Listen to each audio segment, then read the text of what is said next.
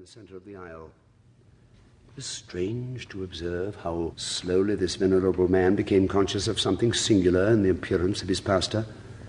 He seemed not fully to partake of the prevailing wonder till Mr. Hooper had ascended the stairs and showed himself in the pulpit, face to face with his congregation, except for the black veil. That mysterious emblem was never once withdrawn. It shook with his measured breath as he gave out the psalm. It threw its obscurity between him and the holy page as he read the scriptures, and while he prayed, the veil lay heavily on his uplifted countenance. Did he seek to hide it from the dread being whom he was addressing? Such was the effect of this simple piece of crape that more than one woman of delicate nerves was forced to leave the meeting house. Yet perhaps the pale-faced congregation was almost as fearful a sight to the minister as his black veil to them. Mr. Hooper had the reputation of a good preacher, but not an... He strove to win his people heavenward by mild, persuasive influences, rather than to drive them thither by the thunder of the word.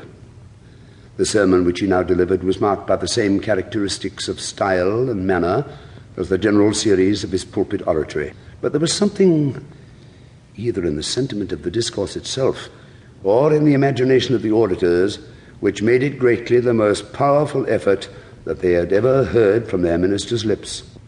It was tinged, rather more darkly than usual, with the gentle gloom of Mr. Hooper's temperament. The subject had reference to secret sin, and those sad mysteries which we hide from our nearest and dearest, and would fain conceal our own consciousness, even forgetting that the omniscient can detect them. A subtle power was breathed into his words. Each member of the congregation, the most innocent girl and the man of hardened breast, felt as if the preacher had crept upon them behind his awful veil and discovered their hoarded iniquity of deed or thought. Many spread their clasped hands on their bosoms. There was nothing terrible in what Mr. Hooper said, at least no violence, and yet with every tremor of melancholy voice the hearers quaked. An unsought pathos, so sensible were the audience of some unwanted attribute in their minister that they longed for a breath of wind to blow aside the veil, almost believing that a stranger's visit would be discovered, though the form, gesture, and voice were those of Mr. Hooper. At the close of the services, the people hurried out with indecorous confusion, eager to indicate their pent-up amazement, and conscious of lighter spirits the moment they lost sight of the black veil.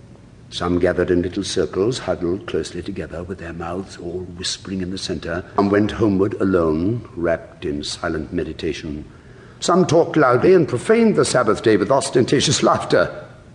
A few shook their sagacious heads, intimating that they could penetrate the mystery, while one or two affirmed that there was no mystery at all, but only that Mr. Hooper's eyes were so interval. Forth came good Mr. Hooper also, in the rear of his flock. Turning his veiled face from one group to another, he paid due reverence to the hoary heads, saluted the middle-aged with kind dignity as their friend and spiritual guide, greeted the young with mingled authority and love, and laid his hands on the little children's heads to bless them. Such was always his custom on the Sabbath day. Strange and bewildered looks repaid him for his courtesy. None, as on former occasions, aspired to the honor of walking by their pastor's side. Old Squire Saunders, doubtless by an accidental lapse of memory, neglected to invite Mr. Hooper to his table, where the good clergyman had been wont to bless the food almost every Sunday since his settlement. He returned, therefore, to the parsonage, and at the moment of closing the door was observed to look back upon the people, all of whom had their eyes fixed upon the minister. A sad smile gleamed faintly from beneath the black veil and flickered about his mouth, glimmering as he disappeared. "How strange," said a lady, "that a simple black veil, such as any woman might wear on her bonnet, should become such a terrible thing on Mr. Hooper's face." "Something must surely be amiss with Mr. Hooper's intellects," observed her husband, the physician of the village. "But the strangest part of the affair is the effect of this vagary even on a sober-minded man like myself. The black veil, though it covers only our pastor's face, throws its...